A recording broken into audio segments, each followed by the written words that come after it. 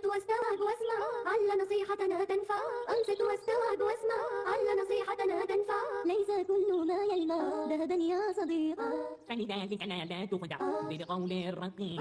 مهما بالحسن تقنع، مهما كان أنيق، فليس كل ما يلمع ذهبا يا صديق. القول المعزول في بعض الأحوال صاحبه يكون دجال محتال، يسعى للوصول فيه لما يأمل، وإلى أن ينول مطلبه يرحل. ليس كل ما يلمع ذهبا يا صديق، مهما بالحسن تقنع، مهما كان أنيق، فليس كل ما يلمع ذهبا يا صديق.